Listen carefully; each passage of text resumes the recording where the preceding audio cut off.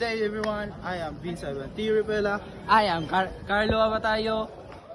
Today, I will talk all about the science, technology, society, and the human person.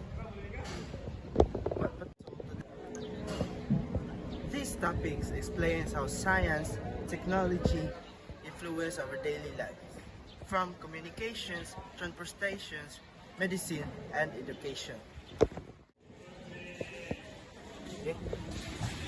Technology makes our lives easier and more convenient.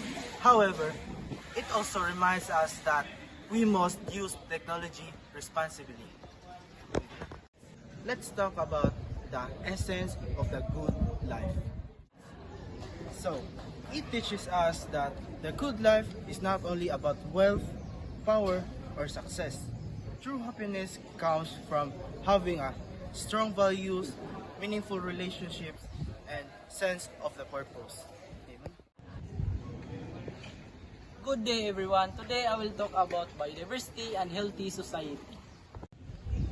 Biodiversity means the variety of plants, animals, and microorganisms in our environment. Very important because it provides us food, medicine, clean air, and clean water.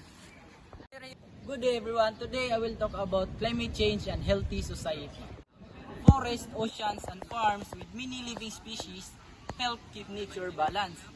When biodiversity is protected, people can live healthier lives because ecosystem can reduce pollution. Climate change refers to a long-term changes of Earth's temperature and weather patterns. It is mainly caused by pollution, burning fossil fuels, and deforestation. Climate change can refer stronger storms, flood, droughts, and rising temperature which affect people's health, food supply, and homes. To build a healthy society, we must take action now.